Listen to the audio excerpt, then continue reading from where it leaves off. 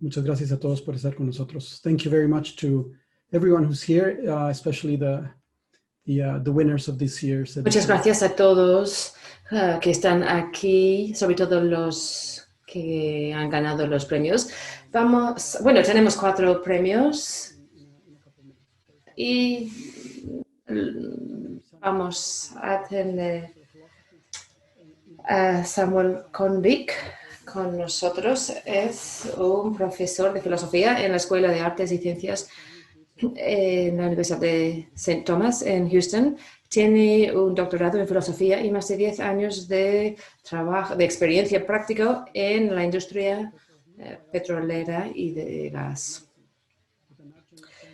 La doctora Maureen Kondik trabaja en la Universidad de Utah en la Escuela de Medicina y también una posición en el Departamento de Pediátrica. Ha estudiado su licenciatura en la Universidad de Chicago y tiene un doctorado de la Universidad de California en Berkeley. En el 2015 entró en la Academia para la Vida y en el 2018 el presidente de Estados Unidos la nombró como miembro del National Science Board, que supervisa la Fundación Nacional de Ciencia. Ha sido profesora en la Universidad de Utah, en la Escuela de Medicina durante 20 años y tiene un compromiso con la educación pública, la educación científica y ha presentado más de 250 seminarios y entrevistas.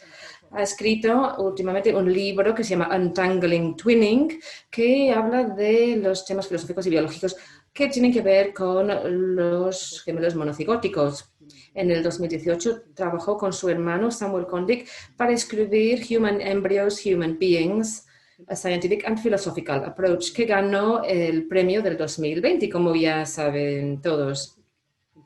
Estudia el tema o la naturaleza del embrión humano de perspectivas científicas y filosóficas. Enhorabuena a los profesores Kondik y enhorabuena por este libro que presenta un argumento muy cuidado sobre la naturaleza del embrión humano desde el punto de vista filosófico y también científico. Tiene en cuenta los últimos hallazgos científicos y tenemos muchas ganas de escuchar más sobre ese libro y cómo llegarán a tratar ese tema. Tienen la palabra. Thank you very much, Dr. Bonilla, for that wonderful introduction, and also just wanted to extend a thank you to the Expanded Reason Committee and to the University of Francisco. Muchísimas gracias, doctor Bonilla. Muchísimas gracias al jurado de los premios Razón Abierta y muchísimas gracias a los organizadores por haberme invitado a estar aquí. El doctor Bonilla ha solicitado que a los oradores o a los grupos de oradores se incluyan una síntesis o un resumen de su trabajo ganador. Por lo tanto, comenzaré nuestra charla conjunta con un breve resumen de embriones humanos, seres humanos. Explicaré su propósito, el enfoque, así como una serie de conclusiones finales. El resto del tiempo lo utilizaré para hablar del interés personal que tengo en las preguntas de la razón abierta. No solamente porque las encuentro muy interesantes, pero sino porque también son muy importantes. De la misma manera, voy a acabar con una serie de preguntas antes de cederle la palabra a mi hermana y coautora del libro. Los embriones humanos, seres humanos, comenzó como un proyecto filosófico y, por lo tanto, persigue objetivos filosóficos. Su objetivo principal es establecer el estado ontológico de los embriones humanos. La naturaleza misma del tema requiere una colaboración entre la filosofía y la biología, ya que ninguna de las dos disciplinas es capaz de abordar todas las cuestiones por sí solas. Por ejemplo, mientras que el estado ontológico se encuentra claramente en el dominio de la metafísica, el estado ontológico del embrión requiere un conocimiento detallado de una entidad, es decir, del embrión. Una entidad que está muy fuera del alcance del instrumento de investigación habitual del filósofo, es decir, el sentido común. Los detalles en estos casos importan y el biólogo, no el filósofo, los conoce. De la misma manera, Si el biólogo del desarrollo está íntimamente familiarizado con las estructuras y las actividades de los embriones, la biología en sí misma como ciencia no investiga las causas e implicaciones metafísicas de dichas estructuras. En resumen, para comprender plenamente una cosa como el embrión, la colaboración entre las ciencias no solamente es algo que está bien tener, sino que es una cuestión esencial. El libro es que un razonamiento filosófico sólido y las pruebas científicas disponibles apoyan la afirmación de que un ser humano está presente desde el momento de la fecundación en adelante, la visión de la hominización inmediata, y no apoyan la afirmación contraria de que un ser humano aparece solo después de un tiempo después de la fecundación, es decir, lo conocido como hominización retardada. Llegamos a esta conclusión a través de una serie de fases. En primer lugar, examinamos varios argumentos filosóficos ampliamente establecidos que afirman que la tesis de la hominización inmediata es necesariamente falsa, es decir, que entraña algún tipo de contradicción, lógica o bien de otro tipo. Después de demostrar que la hominización inmediata no implica, de hecho, una contradicción, examinamos a continuación varios argumentos que afirman que aunque la hominización inmediata es posible, tanto las pruebas como los argumentos son los que mejor apoyan el punto de vista de la hominización tardía o algún otro punto de vista alternativo. Es decir, que la hominización tardía o algún otro punto de vista es más plausible. En nuestra etapa final, examinamos varios casos difíciles en los que el defecto natural o la manipulación científica hacen más difícil determinar el estado ontológico del embrión. La amplitud de este enfoque, que demuestra que la hominización inmediata no es solo posible, sino que es la teoría más respaldada por las pruebas científicas y bastante capaz de explicar los casos aislados, refuerza la conclusión de que la vida humana comienza con la fusión esperma-huevo. Y esta es, en mi opinión, al menos una de las marcas distintivas de nuestros esfuerzos. Una segunda marca distintiva es la presentación detallada del libro sobre hilomorfismo, el punto de vista filosófico que utilizamos para analizar la cuestión.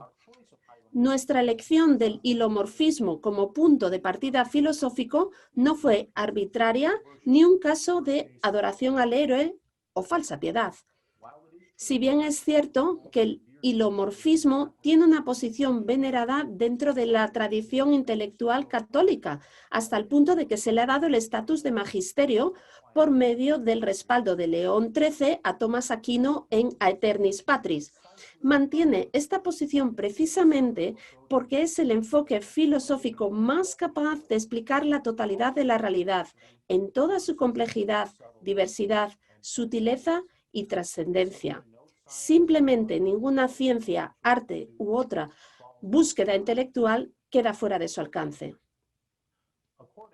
Por lo tanto, embriones humanos, seres humanos, se basa en la premisa de que los planteamientos filosóficos y científicos no están en conflicto y que la comprensión más completa de los embriones humanos se logra mediante la aplicación de una filosofía hipomórfica rigurosa a los mejores datos científicos disponibles. A menudo se encuentra un relato filosófico completo y bien razonado o un relato científico detallado. Nuestro libro añade y da la bienvenida tanto a la filosofía como a la ciencia e integra ambos elementos en un solo texto. Habiendo realizado este resumen de nuestro libro, ahora me dedicaré a hablar de mi interés personal en las preguntas de la razón abierta. La frase razón abierta trae a la mente el fenómeno de ir más allá de un conjunto de límites establecidos para considerar preguntas o posibilidades que normalmente no se consideran. Y tengo muy pocas dudas de que todos los aquí presentes hoy han tenido una experiencia de razón abierta. Quisiera sugerir, sin embargo, que también podríamos pensar provechosamente en ese mismo fenómeno de una manera diferente, y no como una expansión o apertura de la razón, sino más bien como un cumplimiento o realización de la misma. Ya he escrito antes sobre esta idea en distintos contextos. Por ejemplo, en nuestra solicitud a la competencia o al concurso de la razón abierta. Lo que me gustaría hacer ahora es presentar ese esquema aquí y explicar cómo podríamos llamar el cumplimiento de la razón y por qué es una cuestión que me interesa personalmente. Un hecho común, pero que a menudo se pasa por alto, es que toda la investigación científica, cuando se lleva a cabo con sinceridad y rigor, conduce finalmente a lo que se ha llamado grandes ideas o las grandes ideas, es decir, cuestiones fundamentales relativas a la naturaleza de la persona humana, lo correcto, lo incorrecto, el propósito y la posibilidad de una relación entre el mundo observable y algo trascendente. Hace años, cuando mi hermana Maureen estaba realizando los estudios de posgrado, recuerdo que nos habló de un programa de posgrado y cómo la escuela o la universidad en la que estaba invitaba habitualmente a científicos destacados, incluidos premios Nobel. Los invitaba a dar charlas. Ella comentó que cuando iban a la universidad, estos científicos destacados casi siempre querían hablar de las grandes preguntas de la vida y no de sus últimas y más recientes investigaciones. Esto causó una gran impresión en la versión más joven de mí y fue sin duda un factor alentador en mi búsqueda de la filosofía. Como descubrí más tarde, esta experiencia de mi hermana no estaba aislada o limitada a la biología. Es inevitable que las grandes preguntas surjan a través del estudio de cualquier disciplina. Cuando los físicos estudian el cosmos, es decir, los diversos estados de la materia y sus causas, se preguntan en última instancia si el cosmos en su conjunto tiene o necesita una causa. Los economistas parten de la asunción de que las personas responden a incentivos, es decir, todos tenemos un interés propio. Pero finalmente los economistas se ven obligados a preguntarse si ese interés propio es compatible con una vida moral. Los biólogos estudian la vida y esto les lleva a reflexionar sobre lo que es la vida en sí misma o cómo o en qué forma la vida difiere de la no vida. Los psicólogos y los sociólogos que atribuyen la multiplicidad de sistemas de valores a la multiplicidad de culturas se ven llevados a preguntarse si existe alguna norma aparte de la cultura con arreglo a la cual puedan juzgarse correctamente los distintos sistemas de valores que se encuentran en las culturas. Independientemente de la disciplina, la pauta, el patrón es el mismo. Una investigación sincera, rigurosa, lleva a cuestiones que no solo trascienden los límites de la propia disciplina, sino que se consideran mucho más importantes. Los científicos no se equivocan. Estas preguntas se llaman correctamente grandes. ¿Por qué? Porque son definitorias de la vida, independientemente de cómo se respondan en última instancia.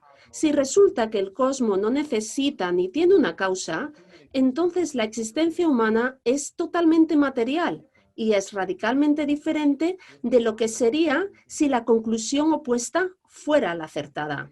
Si el hombre por naturaleza tiene interés propio y si ese interés propio impide o prohíbe considerar cualquier cosa que esté fuera o más allá de él, entonces la naturaleza humana no es una guía moral fiable y cualquier orden económico o social basado en este tipo de interés propio es moralmente sospechoso.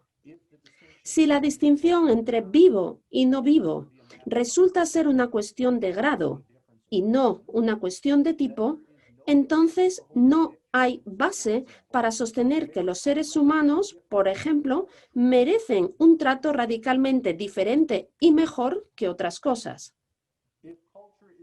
Si la cultura es la única piedra de toque de los valores y de los sistemas de valores, entonces la moralidad, si sigue existiendo, se vuelve únicamente relativa a una cultura determinada y no es posible hacer juicios morales entre culturas.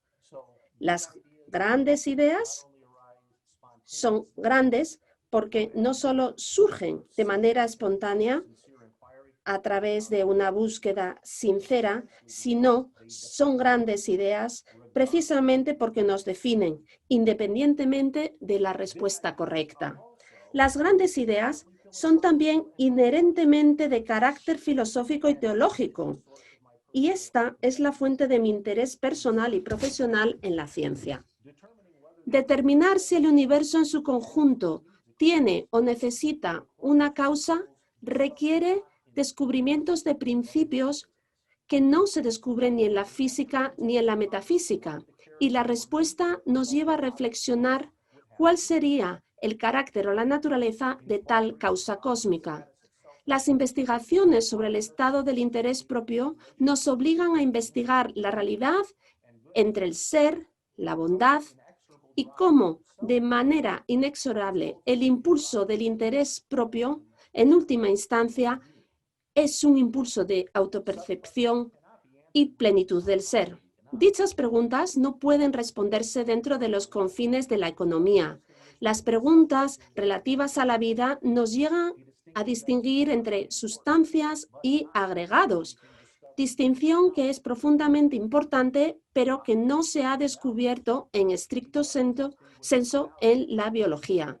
La reflexión sobre la fuente de los valores nos lleva a distinguir los valores de los principios morales y a reconocer que estos últimos solo pueden ser comunicados por una cultura, pero no creados en esa cultura.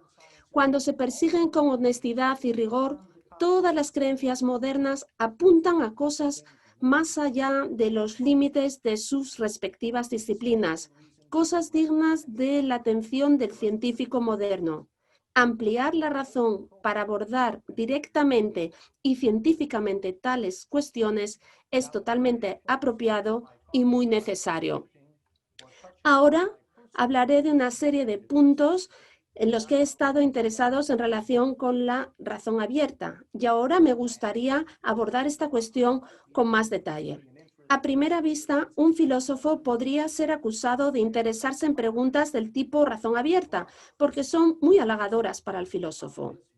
En este sentido, el científico, en la búsqueda de ciencia, se pierde en una maraña de preguntas.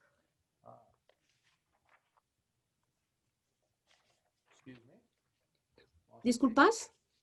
He perdido la página.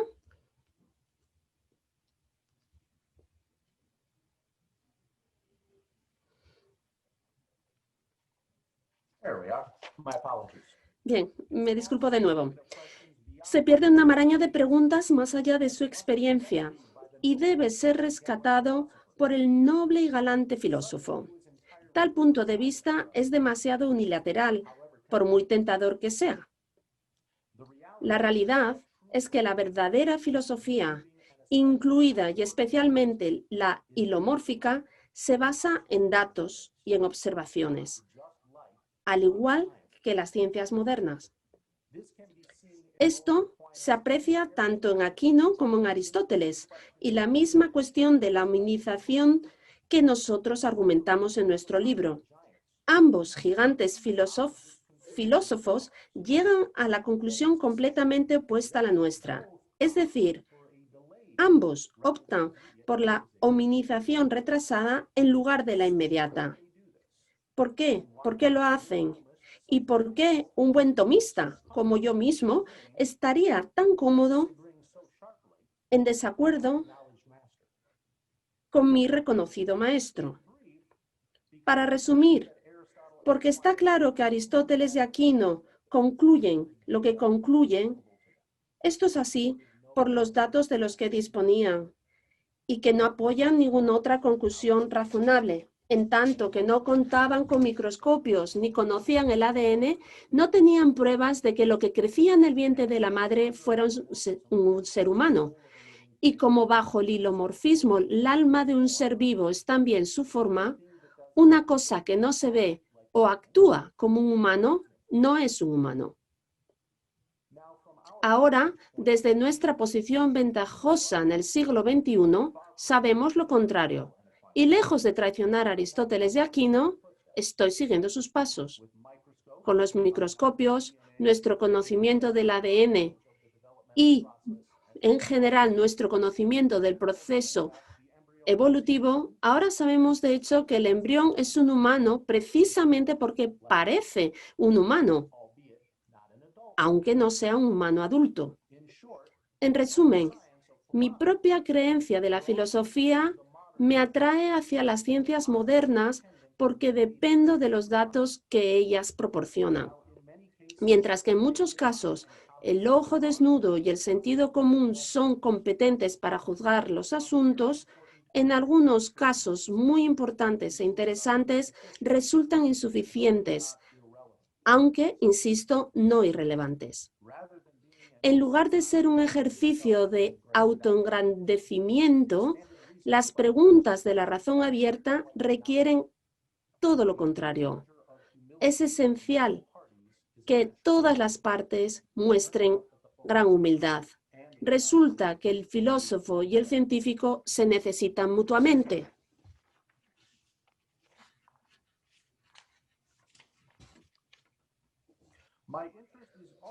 Mi interés también está impulsado a un nivel más personal por mi admiración y afecto por uno de los grandes filósofos del siglo XX y fundador del programa de estudios de Mortimer Adler.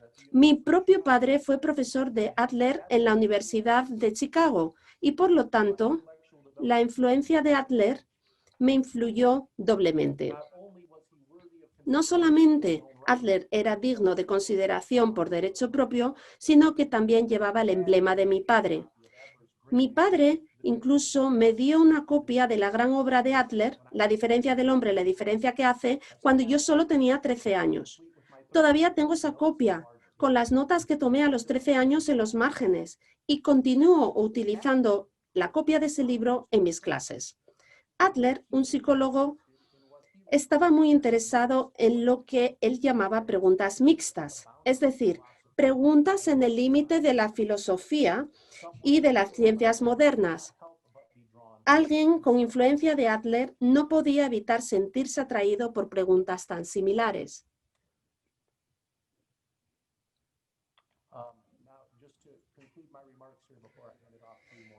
Bien, concluiré con una serie de observaciones antes de pasar la palabra a Maureen. Tan atractivas y naturales como las preguntas de tipo razón abierta son para un filósofo, también son algunas de las más difíciles de abordar desde un punto de vista práctico. Para concluir mi parte de esta charla, abordaré brevemente este problema. Como es obvio e inmediato, cuando intentan entablar un debate serio entre ambos, el filósofo y el científico emplean un vocabulario radicalmente diferente. Así como es difícil seguir una charla en un idioma distinto de la lengua materna,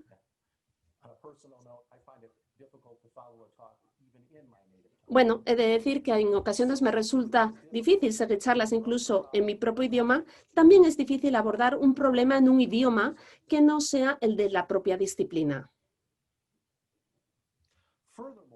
Además, esta diferencia en el lenguaje tiene sus raíces en marcos radicalmente distintos que utilizan tanto el filósofo y el científico. Por ejemplo, palabras tales como necesario e imposible o incluso marcos tienen significados muy distintos para el filósofo que para el científico, y los datos que el filósofo considera de importancia crucial suelen ser irrelevantes para el científico y viceversa. La superación de dichas barreras requiere mucho tiempo y paciencia, y el esfuerzo no suele ser recompensado por nuestras instituciones académicas. ¿Algún científico podría, por ejemplo, llegar a ser titular por ser coautor de un libro como Embriones humanos, seres humanos? ¿Se tomará en serio la contribución del filósofo a tal trabajo por aquellos que están fuera de la filosofía? En mi experiencia yo diría que esto es algo muy dudoso, y a menos que algo cambie, las preguntas de la razón abierta probablemente no reciban la atención que tanto necesitan. Bien, y esta es mi presentación. Muchísimas gracias por su atención y le cedo la palabra a Maureen.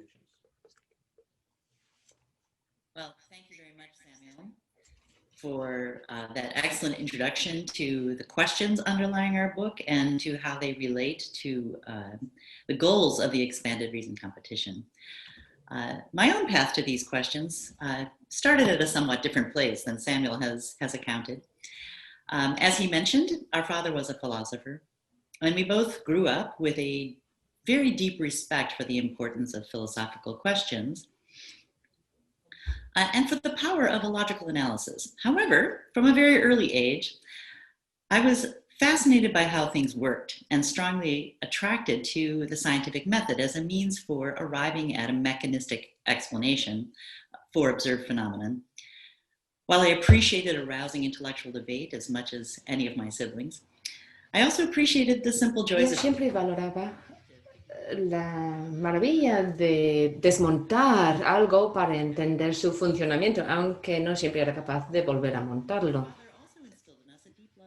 Nuestro padre también nos enseñó a amar el mundo natural y me encantaba estudiar cómo las cosas vivían y los animales se movían, las plantas crecían y cómo estaba todo relacionado. Mi interés en la ciencia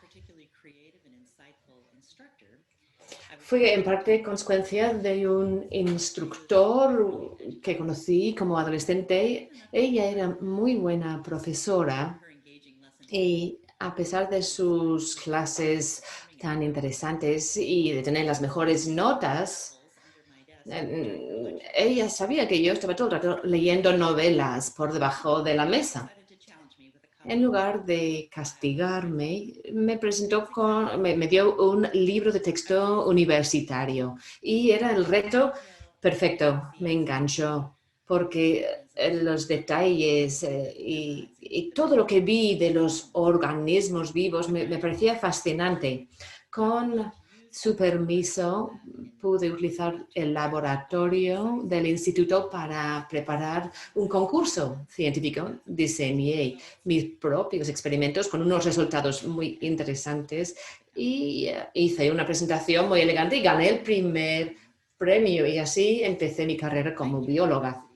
Empecé la universidad con un interés general, pero según iba aprendiendo, me acerqué cada vez más al sistema nervioso. El cerebro humano se puede decir que es el órgano más complejo que hay en la naturaleza. Es como un ordenador complejo, más complicado que cualquier cosa que podemos producir. Los ordenadores que fabricamos nosotros son diferentes porque durante el desarrollo del embrión nuestro cerebro se monta a sí mismo. Y el proceso de aprendizaje refuerza las conexiones de las neuronas, pero esencialmente depende de células individuales dentro del embrión que navegan a lo largo de muchas distancias para realizar conexiones. El desarrollo del sistema nervioso es uno de los temas más complejos y me fascinaba, quería entender cómo se realiza y es un tema que sigo investigando ahora para valorar el tamaño de este tema. ¿Por qué es un tema tan importante en el mundo científico? Es útil pensar en lo siguiente. Podríamos imaginar que estamos sin brújula, ni mapa, ni teléfono en una zona rural de un país desconocido, extranjero, sin carreteras y sin caminos muy claros. Tenemos que ir a una dirección específica en una ciudad a 100 kilómetros y tenemos que hacerlo en una semana o vamos a morir. Para evitar la muerte, además, tenemos que ir a una dirección específica y si nos equivocamos de casa o si vamos al barrio o la ciudad que no es, pues sería un desastre sin solución. ¿Cómo podríamos empezar a plantear esa tarea? A lo mejor podríamos averiguar dónde está el norte, pero si no sabemos dónde estamos con relación al destino, ¿cómo podríamos empezar? A lo mejor podríamos intentar por la noche mirar a ver si vemos contaminación lumínica para ir hacia una ciudad.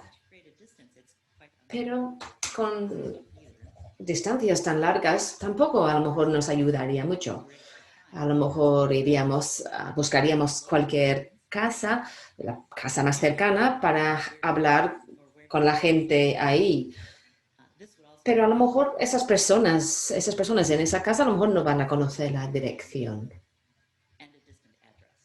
Lo único que tenemos es la dirección. No hay carreteras, ni señales, nada para guiarnos. Tenemos solo las herramientas de nuestra propia naturaleza. No podemos ver, escuchar, saborear, nada que nos pueda ayudar. Y ya nos queda poco tiempo. Este escenario se parece a lo que tienen que hacer las células durante el desarrollo del embrión, porque si no realizan esa conexión, se mueren. Los objetivos están lejos, no hay un camino claro para poder llegar. Y las señales que hay no pueden ofrecer información sobre la ubicación del destino que está tan lejos, pero en la mayoría de los casos las células neuronales consiguen encontrar esos lugares en el cuerpo que son esenciales para el funcionamiento del sistema nervioso. Cuando empecé la universidad, pues esa era la pregunta principal para biología, para el mundo biológico. Y yo tenía muchas ganas de resolver ese misterio. Aún así, hoy tampoco entendemos muy bien cómo funciona este sistema nervioso. Pero bueno, sabemos más y yo he ayudado a descubrir algunas cosas. Hemos descubierto algunas de las señales moleculares y anatómicas y empezamos a entender las identidades que existen y las herramientas que hay para ciertas células durante el desarrollo. Pero lo más importante, la cosa más importante que aprendí fue una apreciación de la belleza del desarrollo humano. He dado clases en este tema durante más de 20 años en Utah y siempre me sorprende la complejidad del embrión y me fascina su belleza, su orden y su propósito.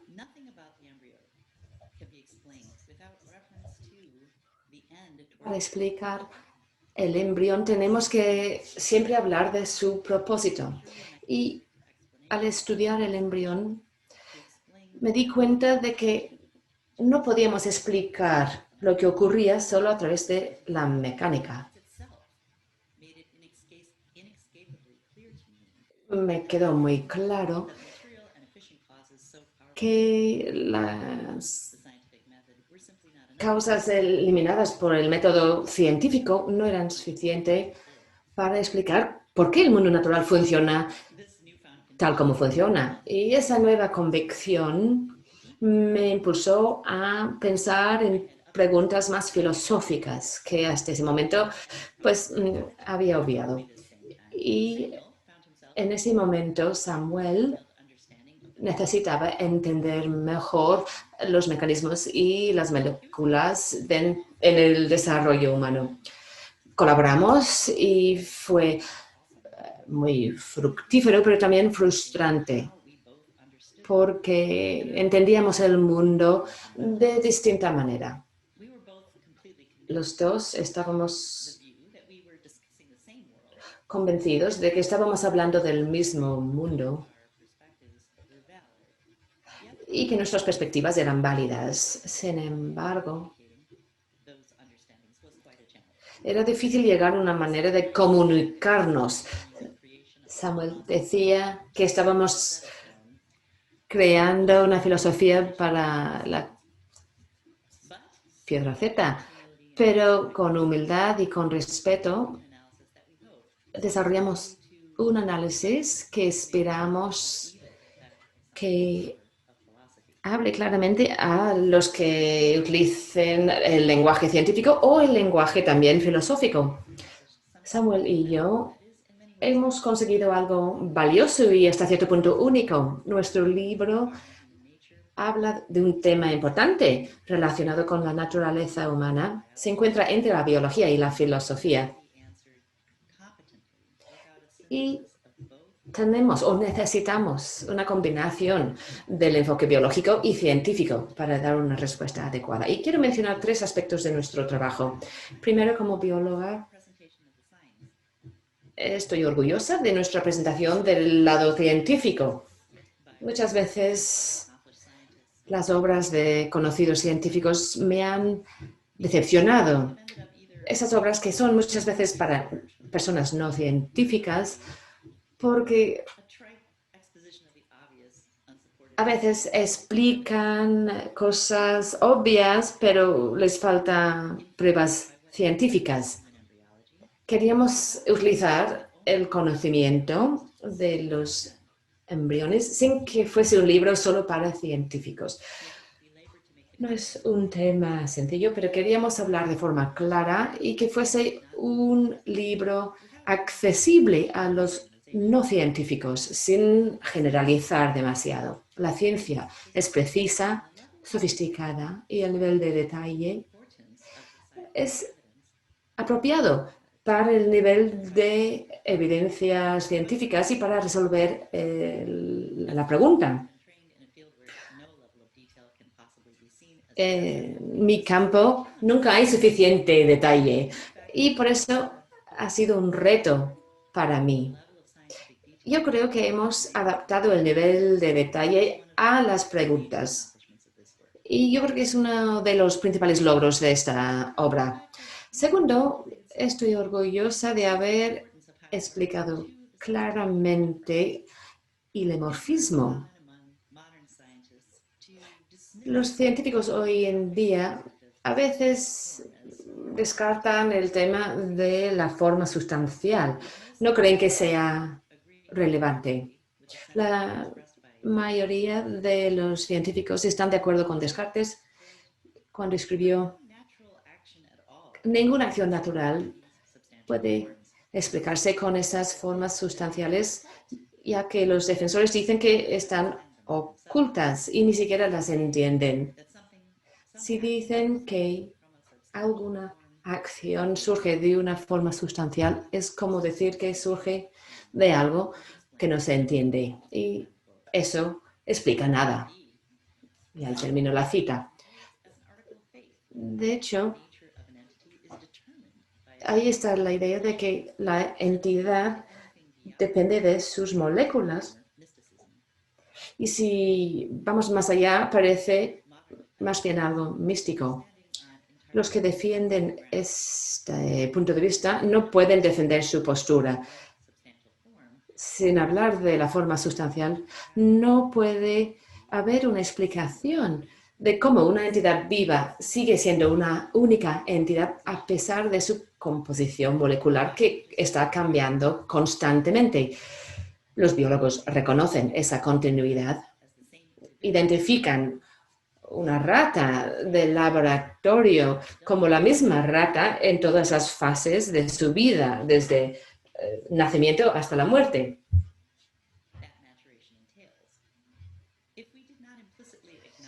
Si no reconocemos que una cosa sigue siendo la misma cosa a pesar de enormes cambios en las moléculas, entonces la biología y la ciencia no sería posible. Una investigación científica de esas entidades cambiantes no sería posible sin el ilemorfismo. Y hay que entender ese principio filosófico dentro de mi trabajo como científico. Y esto me ayuda a tener un enfoque más honesto. Por último, estoy orgullosa porque nuestra obra trata una de las preguntas más polémicas y más importantes: la naturaleza y el estatus moral del embrión humano. Muchas personas han dicho que el embrión humano no es un ser humano, o por lo menos que no podemos averiguar la naturaleza metafísica del embrión. El consenso en mi campo es que si hablamos de lo que es un embrión y cuándo se convierte en una persona humana en el desarrollo, son temas ideológicos que tienen más que ver con la política que con la ciencia. Pero la naturaleza del embrión humano es crítico. Si queremos entender nuestra naturaleza y nuestras obligaciones hacia la vida humana en todas las etapas. Samuel y yo hemos hablado de este tema con lógica y sin miedo, utilizando las mejores herramientas de la biología y de la ciencia. Y es un honor para los dos haber recibido el premio de Razón Abierta por esta obra. Muchas gracias. Thank you both, Dr. Kundik and Kundik. Thank you. I think your book is a wonderful contribution. Muchísimas gracias a ambos, a Maureen y a Samuel. Nuestro libro es un texto maravilloso para entrar en diálogo con filósofos, con científicos sobre este tema tan apasionante. Me gustaría en este momento pasar al turno de preguntas.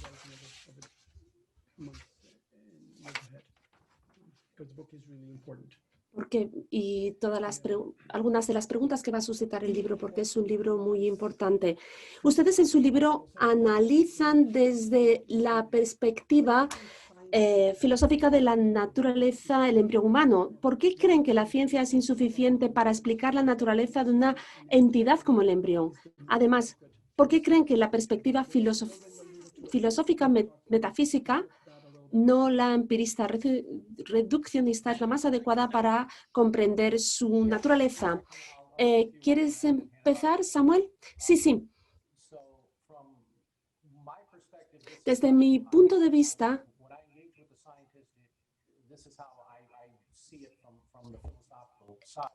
esta es mi perspectiva filosófica. Los científicos asumen una serie de cuestiones, una serie de cosas, sin tener en cuenta qué implican dichas asunciones o sin entenderlas en su profundidad, en su completitud. Por ejemplo, Maureen señaló esto de una manera muy clara. La idea, por ejemplo, de la forma de la sustancia está implícita en todo lo que hacen los biólogos. Es decir, asumen una unidad ontológica entre los ratones y los ratones adultos y los humanos adultos. Y es decir, esto es un requisito para realizar el experimento, es decir, trabajar sobre la misma entidad ontológica. Por lo tanto, asumen la asunción, pero no tienen en cuenta todo lo que supone, todo lo que entraña dicha asunción. Por lo tanto, a la hora de pensar, de tratar eso con lo que estamos trabajando, esa asunción pasa a un lugar principal, a la primera línea, pero los científicos no tienen esa caja de herramientas necesaria para abordarla. Y yo creo que esa es una cuestión importante. Totalmente de acuerdo con todo lo que ha dicho Samuel. Y yo quiero señalar que las herramientas de la ciencia son herramientas muy poderosas a la hora de establecer o determinar es decir, de lo que está hecho algo y cómo funciona. Pero esta caja de herramientas no pueden abordar la cuestión de qué es. ¿Qué es desde en el sentido metafísico? En el sentido metafísico, ¿eso qué es? Es lo que impulsa nuestra obligación hacia dicha entidad. Es decir, si un ser humano adulto, si lo ponemos al lado de una serie de elementos químicos, orgánicos e inorgánicos, bueno, podemos decir que las composiciones, los componentes son idénticos, pero las obligaciones para los unos y con los otros van a ser distintas. Y desde la perspectiva científica son exactamente iguales. ¿Por qué? Porque tú te quedas ahí con esa asunción tan pobremente entendida que la organización de las moléculas de ese ser humano es lo que crea esa obligación. Si no tuviéramos esa obligación, no existiríamos. Esa obligación y esa creación y entender solamente el ser humano, el ser desde el punto de vista de su composición, nos deja sin respuestas. Javier Aranguren. Sí, Javier Aranguren tiene una pregunta. Aranguren, perdón.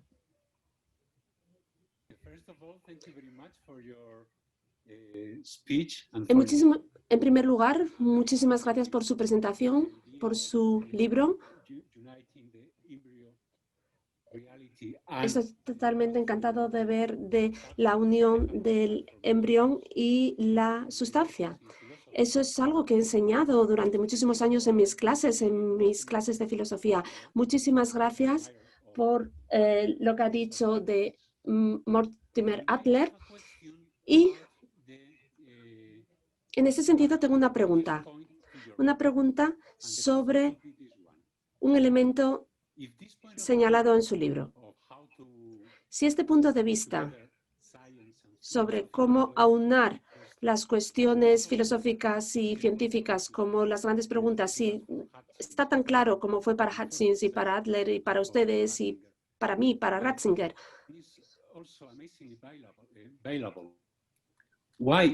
y también es viable, siendo viable, ¿por qué no lo sigue? ¿Por qué no lo secunda la comunidad científica? ¿Y por qué es así? ¿Dónde creen que surge el problema de la razón abierta? ¿Podría ser quizás un problema de marketing y de las humanidades filosóficas? ¿O quizá un problema de superficialidad en el mundo científico? ¿O bien una consecuencia de los programas educativos de educación superior? ¿O quizás hemos perdido la capacidad de fascinarnos, tal y como Samuel y Maureen os fascinasteis a una edad temprana para entender la realidad? Me gustaría responder a la pregunta. Sí, adelante, por favor. ¿Por qué? Porque esto está directamente dirigido a mi profesión. Aquí tenemos dos respuestas distintas a esa pregunta.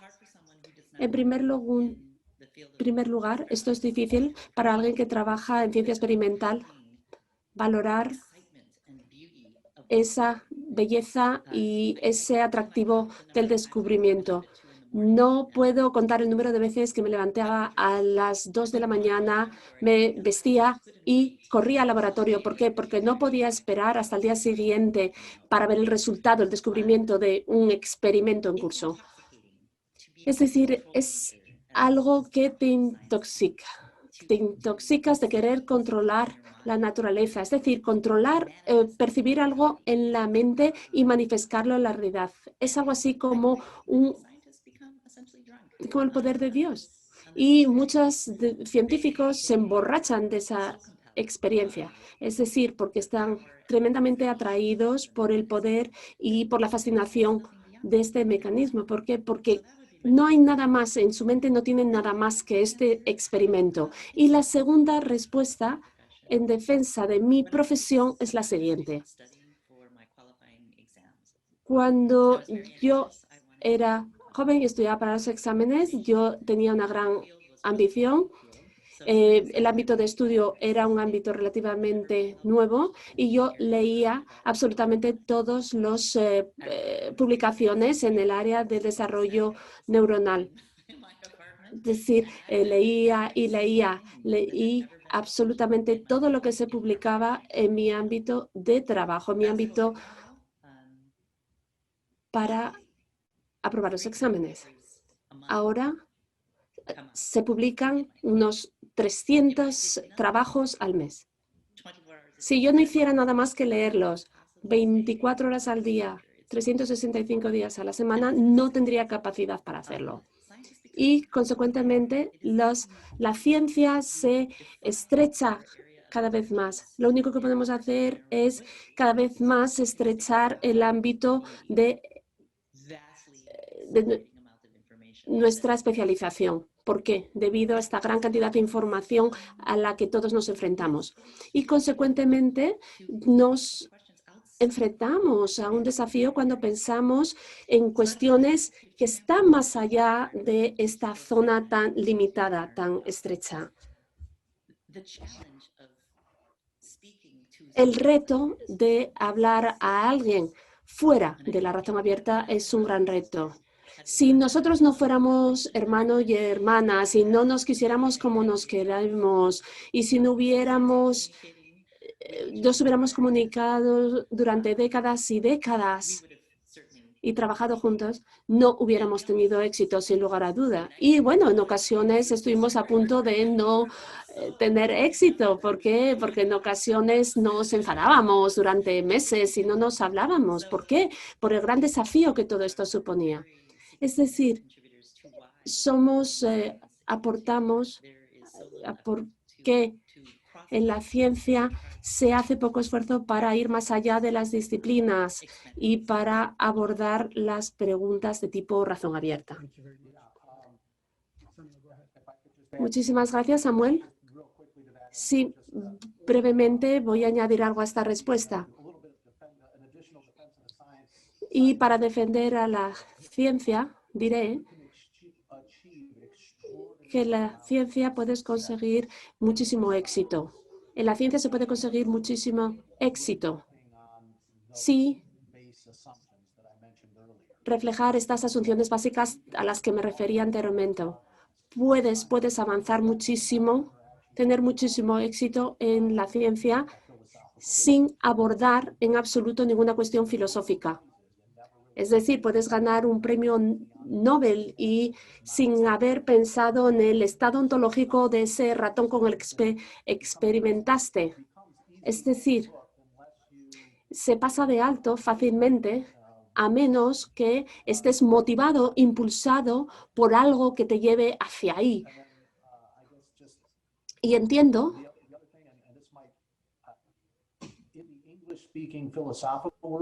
en el mundo filosófico de habla inglesa, la influencia del positivismo, del empirismo y a través de este círculo, llamado círculo interno, es algo tremendamente profundo, especialmente en el mundo de habla inglesa, en el mundo anglosajón. Yo no sé en otros contextos filosóficos, pero sí en este contexto. 90% en Estados Unidos son positivistas o empiricistas. Y ambas tradiciones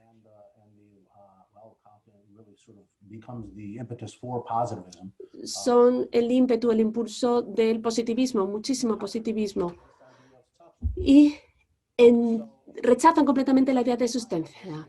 Es decir, y si tú como científico dices, ¿qué es realmente este ratón de manera ontológica? Si estuvieras interesado en eso, te ibas a encontrar en el departamento de filosofía con un positivista que te iba a dar una respuesta de aquí y de allá. ¿Por qué? Porque no está pensando en las sustancias frente a los agregados en sí mismo. Y aunque tú como científico quieras entender esto un poquito más, las respuestas no están ahí, no están disponibles, por lo menos en el mundo de habla inglesa. Muchas gracias. Tenemos otra pregunta que nos llega en nuestro chat. Así que, para formular una pregunta, pueden enviarla por el chat o levantar la mano.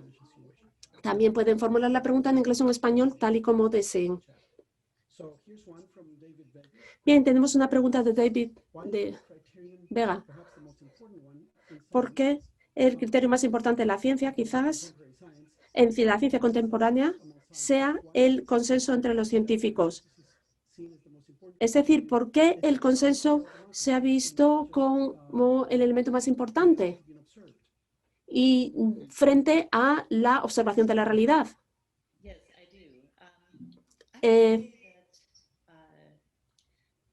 Sí, yo podría The word consensus, decir que la palabra consenso perhaps not the most accurate. es quizá, no sea quizás la palabra más precisa. In science is replicability. Lo que es importante en la ciencia es la replicabilidad. Es decir, nosotros tenemos que valorar la verdad de la observación científica basada en el hecho de que otros han llegado a esa observación, a ese resultado. Es decir, esa noción de replicabilidad impulsa la manera en la que piensan muchos científicos y se traduce en cuestiones que van más allá de la evidencia científica, en la manera en la que usted ha descrito, es decir, en forma de consenso. Sí, es decir, cuantos más científicos piensen de una manera, más cierto será. Es decir, es así y eso es algo muy frecuente en mi ámbito.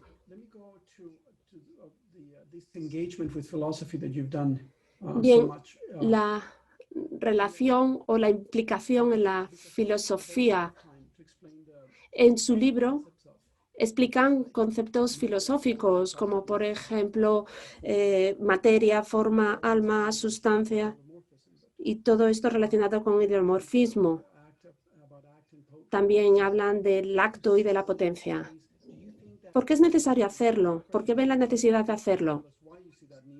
Ya nos han hablado de por qué tienen o por qué ven necesario hacerlo, hablar de estas cuestiones, porque esas cuestiones son las grandes cuestiones. ¿Piensan que solamente utilizando estos términos será posible explicar la naturaleza del embrión humano? Bueno, yo creo que sí, pero bueno, voy a cederle la palabra a Samuel para que responda. Es decir, la pregunta es si podemos entender el embrión sin tener ninguna aportación científica. No, desde la filosofía. Si entendemos el embrión sin el input de la filosofía, ¿cree que resulta necesario utilizar términos como materia, forma, alma o sustancia, acto y potencia, etcétera? ¿Son términos necesarios? ¿Son esenciales para que ustedes puedan explicar la naturaleza del embrión humano? Sí, la respuesta corta es que sí, así es. Yo lo hago. Si uno está interesado en el estado ontológico, y si uno quiere saber qué es el embrión, y esa es la pregunta que uno intenta responder, vas a tener que utilizar términos, lenguaje que te permita responder a esa pregunta adecuadamente. Es el lenguaje que parece que sea más apropiado. Los términos más adecuados para responder a esa pregunta proceden de Aristóteles, es decir, la distinción fundamental que realizó. Y Aristóteles observaba y no veía la observación por una parte y la filosofía por otro. Es decir, los términos acto y potencia procedían de su análisis del cambio. En teoría, podríamos encontrar distintas palabras a materia, forma, alma, sustancia, acto y potencia a la hora de hablar del embrión. Sí, posiblemente sí. Pero dichos términos nuevos han de tener que abordar, incluir el mismo concepto que incluye acto y potencia. Yo utilizo el lenguaje hilomórfico porque estamos hablando de miles de años de antigüedad y funciona. ¿Podemos encontrar en el futuro un lenguaje que sea más completo? Bueno, no lo dudo, pero bueno, sí, es posible en la teoría, pero no he visto ningún lenguaje. Creo que el lenguaje fenomenológico no es suficiente. Por ejemplo, Hegel explica el cambio, pero eso es algo que comprenda o abarque esta cuestión completamente, la cuestión del lenguaje filomórfico. ¿Y cuál es la visión de los científicos? ¿Es necesario para entender la naturaleza del embrión humano? Maureen. Bueno, la respuesta es que, tal y como ha dicho Sam, puedes avanzar mucho en la ciencia, puedes tener mucho éxito sin haberte preguntado nunca estas preguntas. ¿Por qué? Porque los científicos se preguntan de qué está hecho y cómo funciona. Y esas son las preguntas que abordan los científicos, solamente esas preguntas. Y esas preguntas te llevan a las preguntas grandes. ¿Pero qué es? ¿Qué es y por qué es? ¿Cuál es mi obligación moral para con ello? ¿Cómo es distinto? ¿Es diferente para mí? ¿Es diferente de mí? Y esas preguntas no se pueden abordar con independencia de lo detallado que sea el análisis científico. No se pueden responder sabiendo cómo funciona algo y de qué está formado. Al final, no es necesario para los científicos. No, el lenguaje filosófico no es necesario para la ciencia, pero sí para los científicos, para los humanos que piensan y que se involucran en su mundo a través de su propia vivencia. Muchas gracias. Tenemos una pregunta de Carlos Sierra. Podría intentar hacer la pregunta en inglés, pero como yo pienso en castellano, y es una pregunta filosófica, prefiero hacerla en español. Bueno, preguntaba a propósito de las relaciones de tomarnos en serio a la ciencia desde la filosofía, y en las dos charlas se ha apelado mucho a la noción de substancia. Entiendo que la noción de substancia se sofistica cada vez más a fin de alguna forma salvaguardarla, por ejemplo, con John Heil o Edward Fesser, que están muy en boga últimamente, pero mi pregunta es, si nos vamos a tomar en serio a la ciencia, ¿no tendríamos que, desde la metafísica, intentar generar, descubrir, si se quiere, nuevas formas de entender la realidad que no sean substancialistas, sin que por ello sean menos metafísicas? Porque, por otro lado, la ciencia misma, yo creo que ya desde por lo menos más de 100 años, rechaza la idea de substancia. No solo la rechaza, contradice la propia idea de substancia, por sofisticada que la pensemos. Y entonces, mi pregunta es, ¿por qué no mejor, de alguna forma, superar o reasumir esa noción en nociones más interesantes, más contemporáneas, y no por ello menos metafísicas, como por ejemplo la noción de estructura, de campo, etcétera? ¿Sí? ¿Por qué volver a apelar a una noción que es científicamente no muy sustentable, si decimos que estamos atendiendo o que queremos hacer una metafísica acorde o digna de la ciencia de nuestro tiempo? Lo que yo diría, Carlos, y esto tiene que ver con la respuesta a la pregunta de Max sobre el lenguaje de acto y potencia. Aristóteles, el lenguaje metafísico desarrollado por Aristóteles se basa principalmente o surge del problema del cambio. ¿Cómo puede una cosa ser la misma cosa, pero a la vez ser otra cosa distinta de lo que era? Es una observación básica y está en el corazón de cualquier investigación científica, me parece. Todos los científicos, incluso hoy en día, y los físicos de hoy en día, están hablando de una cosa que cambia. Dado que ese es el fenómeno esencial, incluso de la ciencia moderna, y el acto y la potencia de Aristóteles se desarrolla para explicar ese fenómeno. Y ese lenguaje de acto y potencia nos lleva a su metafísica. Y la idea de una sustancia, Desde mi perspectiva, es difícil pensar en un alejamiento filosófico de esas ideas. No veo cómo podríamos tener otra forma de pensar.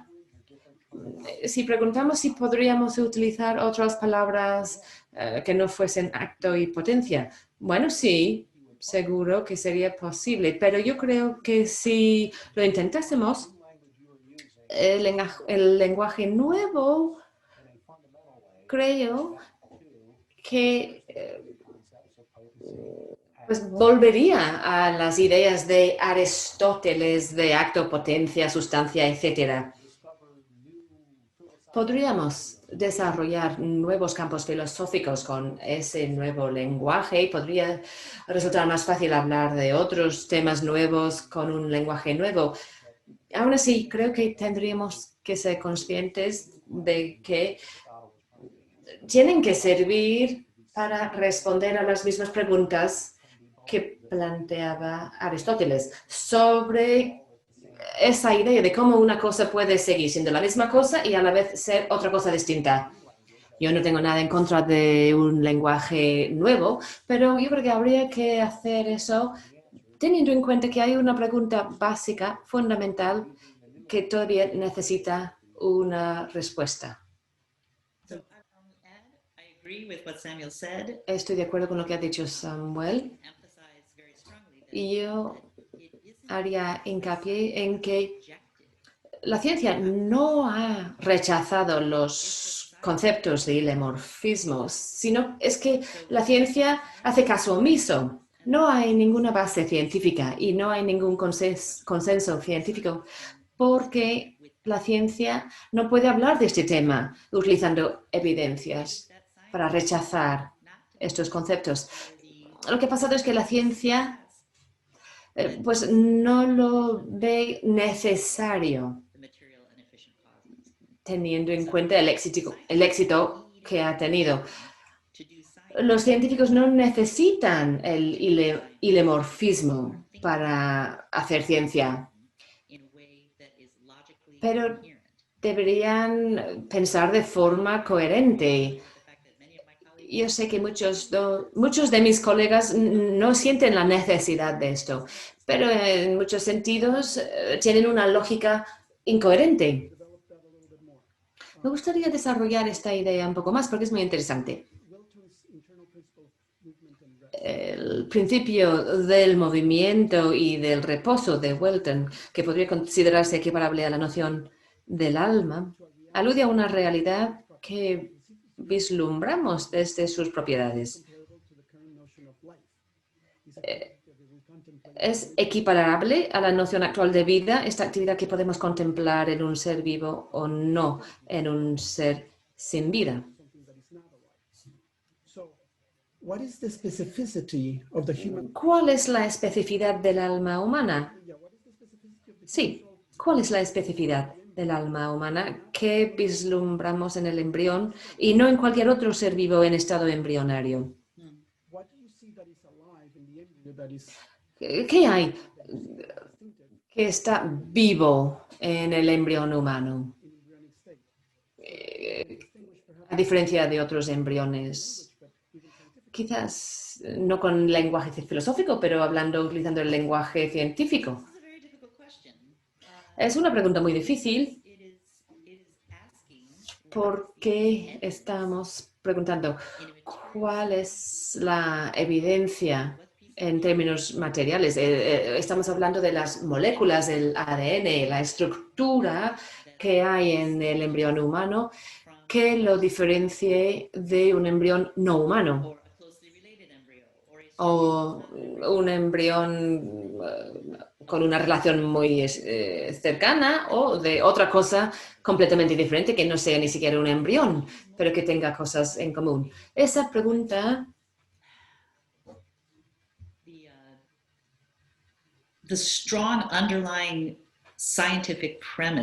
surge de la premisa del reduccionismo que existe en la sociedad moderna, que dice que para saber que es diferente tendríamos una observación estructural de las moléculas que lo diferencie. Ahora estoy convencida de que sabemos o conocemos algo por sus actos, por sus acciones, por lo que hace. Y lo que hace un embrión humano es que se comporta como un humano. Y eso no se puede reducir a su composición molecular. Siempre tiene que haber algún reflejo de los principios organizativos. Pero si es posible indicar un elemento específico para diferenciarlo, si hay una molécula específica para el ser humano, yo creo que eso no es cierto. El alma es la totalidad de la cosa y cómo se organiza con las actividades que son acordes con su naturaleza. Ángel Brauna tiene una pregunta. Voy a ver si he entendido bien la pregunta. Mi pregunta es, ¿opinan que estamos lejos de anomalías en contra de la ciencia positivista, permitiendo una revolución científica para cambiar el paradigma materialista y así el estatus del embrión? Si he entendido bien la pregunta, estamos hablando de Thomas Kuhn y toda la idea de que la evidencia se acumula hasta cierto punto y luego el status quo cambia muy rápidamente. Si la pregunta es si estamos en un momento cuando la evidencia se está acumulando a tal punto que vamos a ver un cambio de paradigma y que cuando los científicos y los estudiosos van a empezar a dudar y van a aceptar que el embrión es un humano. Si esa es la pregunta, diría que pues es muy difícil responder o saberlo. Y estoy siendo sincero, porque cuando empecé en la universidad, yo era muy optimista. Creía que íbamos a ver un cambio de paradigma. Lo encontré en sociología y psicología, porque mis profesores que tenían 50 y algo en ese momento estaban en clase, estaban tomando en serio algunas de las hipótesis que representaban la base de la ciencia y estaban enfrentándose con eso. Si la moralidad depende de la sociología, ¿cómo podemos criticar a los nazis, por ejemplo, por su genocidio? Himmler estaba solamente poniendo en marcha lo que había aprendido dentro de su cultura. Y ellos estaban empezando a afrontar esos problemas. Y tenía esperanza de ver un cambio de paradigma, porque parecía que estábamos muy cerca, estábamos planteando estos temas tan profundos. Pero me equivoqué. Al final desapareció ese debate. Y los motivos son muy interesantes. Yo tengo mi propia teoría de por qué eso no prosperó. Y la realidad es que, bueno, no llegó a pasar. La filosofía y psicología en la universidad siguieron sin un interés real en las preguntas fundamentales. Creo que solo llegaría a pasar si un científico planteara un problema científico y no encuentra solución. Por ejemplo, si un físico encontrase algo o no fuese capaz de encontrar la respuesta sin tratar estos problemas metafísicos, bueno, si eso no ocurre,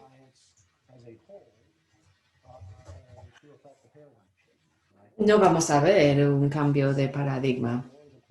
Si podemos hacer caso omiso al problema o el tema de la sustancia, vamos a poder progresar en el mundo científico.